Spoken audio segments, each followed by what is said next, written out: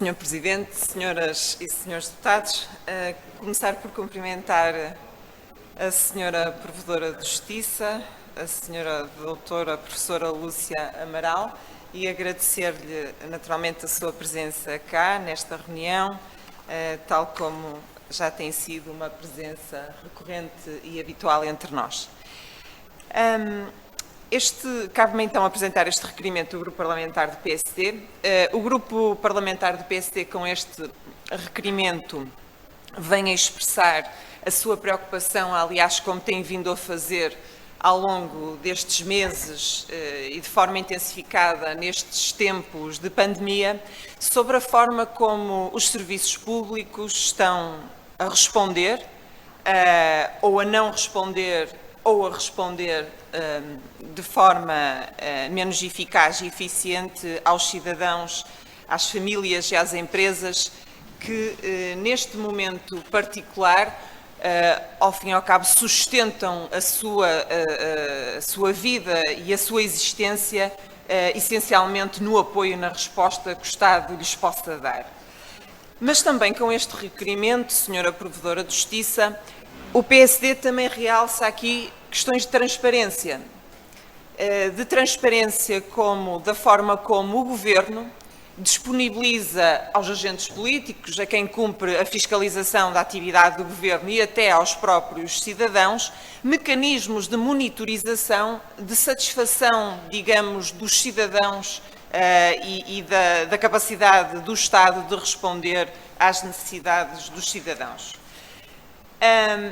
Temos vindo ao longo destes tempos a alertar, e podemos aqui elencar alguns aspectos, como o caso em vários setores, desde a saúde ao Ministério da Agricultura, e poderíamos fazer até reuniões setoriais para levantar os problemas que têm vindo a ocorrer em cada um dos setores, mas vamos apenas exemplificar alguns para concretizar aquilo que estamos aqui a falar.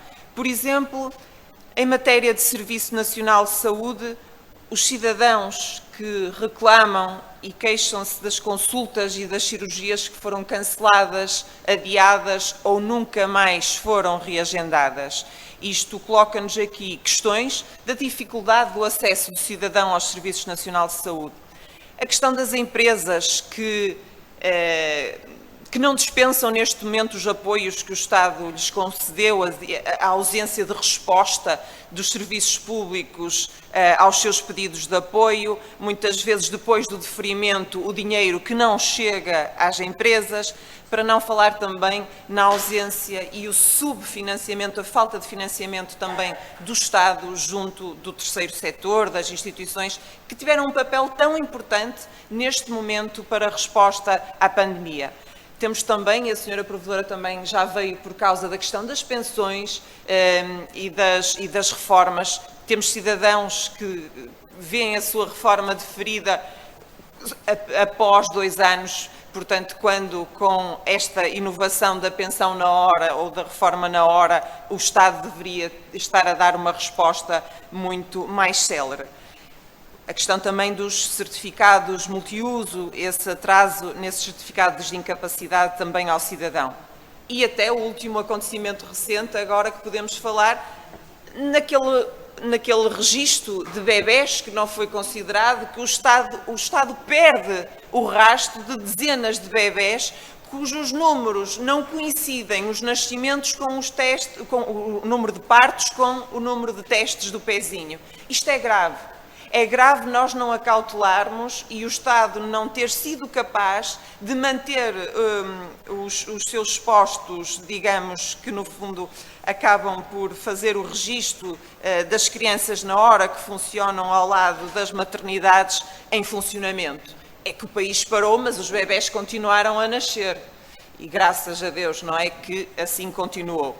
E por isso, neste sentido, nós também temos alguns aspectos a realçar relativamente à prestação dos serviços na área na matéria dos cartões de cidadão. Cidadãos em Lisboa que são notificados para levantar o seu cartão de cidadão no Porto.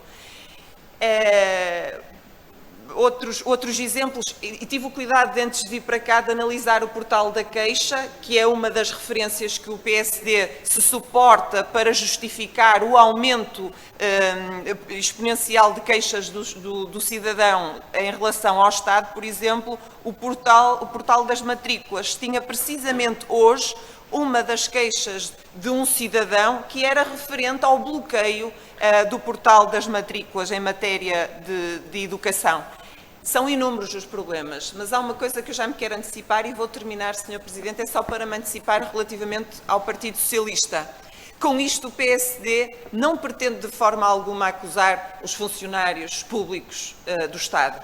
Com isto, Sr. Presidente, o PSD pretende também defender os funcionários públicos, porque num relatório da DGAIEP, da Direção-Geral da Administração e do Emprego Público, vem evidenciado que mais de 1/3 dos funcionários públicos foi para casa em regime de teletrabalho, sem ter necessidades e condições para executar o seu trabalho de forma remota.